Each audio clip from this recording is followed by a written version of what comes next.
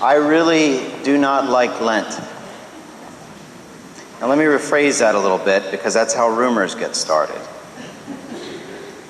If we're talking about liturgical Lent, if we're talking about fish fry Lent, if we're talking about Stations of the Cross Lent, or even Confession Lent, I like all that stuff. That's not what I'm talking about.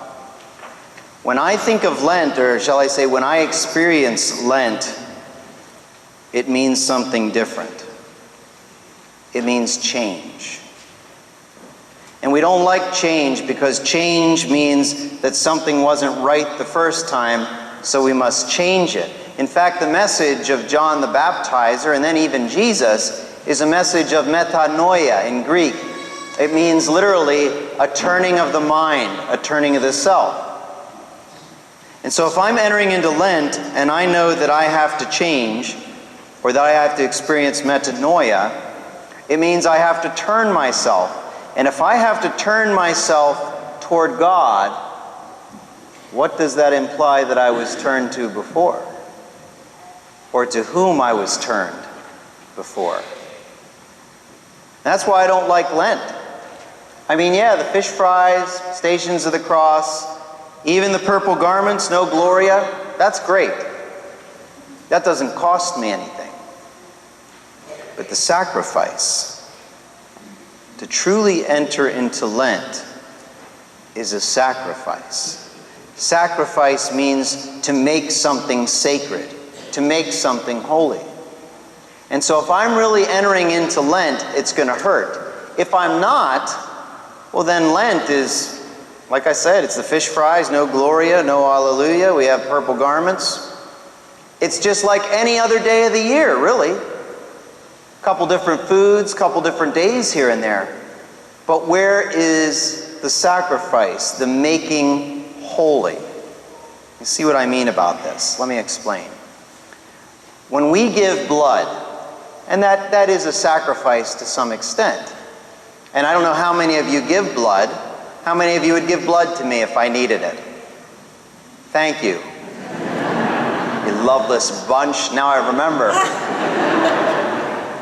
To give blood is a nice act, and it's a virtuous act. But when you think about it, our blood will, in most people, rejuvenate itself.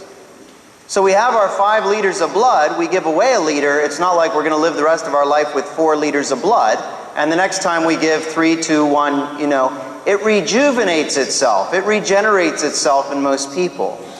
And so it doesn't hurt too much. Yeah, you get the pinprick, but that's about it. It doesn't really hurt, as opposed to giving a kidney. How many of you would give me a kidney? Talk to me after Mass. I just want to make sure. I'm counting all my bets here, covering all my bets. To give a kidney, you only got 2, and they're not going to regenerate themselves. So if you give your kidney to someone else, you better hope to heavens this one works, because it's the only one you have left. That is a sacrifice. That's the ultimate sacrifice when you think about it. That's what I mean. If a millionaire is given a penny, that's not a sacrifice. That's from excess. And the same is true during Lent.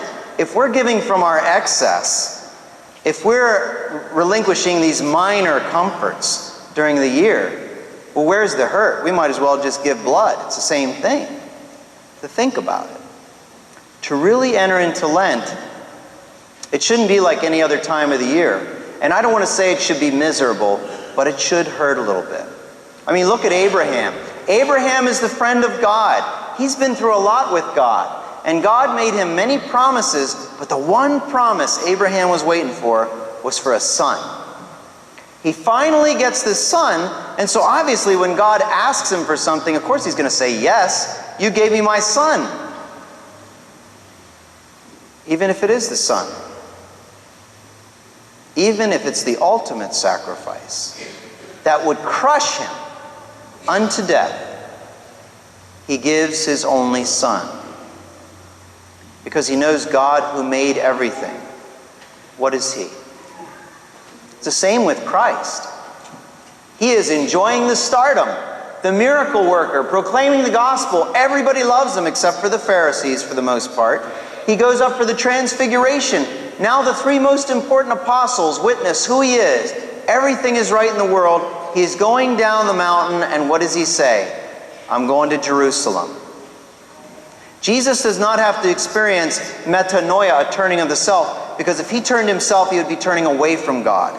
His eyes are firmly fixed on God, and that necessarily means sacrifice. And he's willing to do it for something he didn't even do. The ultimate sacrifice.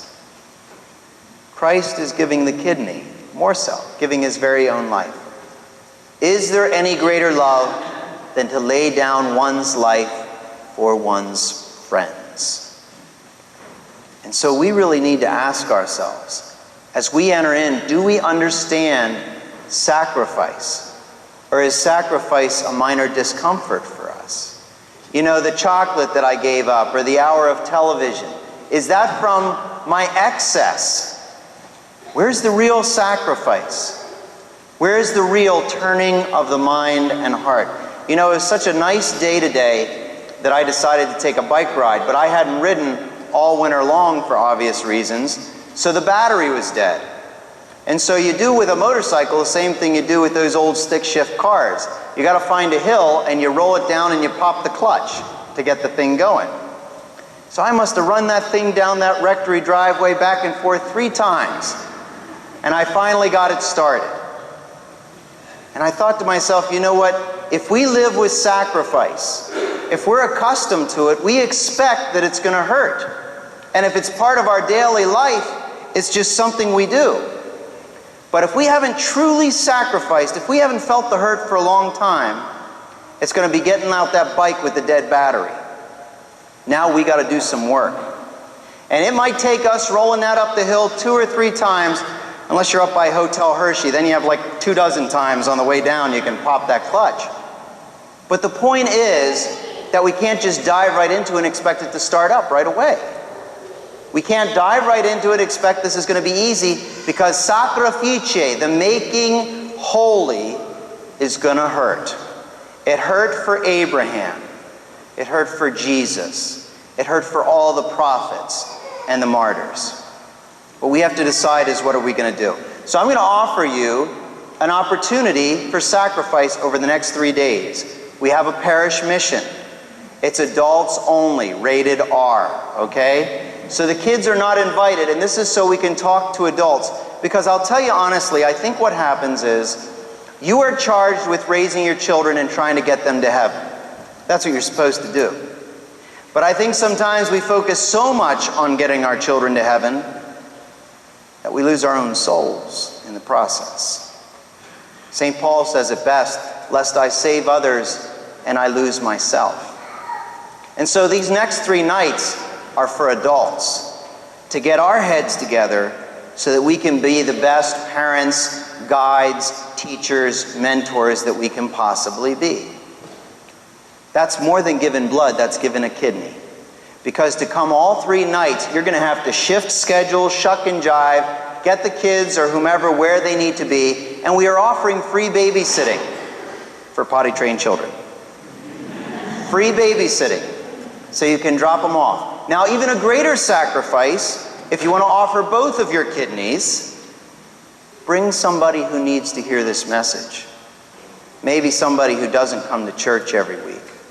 Somebody who won't hear the preaching in Mass even when there are children. That's the sacrifice that we're talking about. We're only at the beginning of Lent.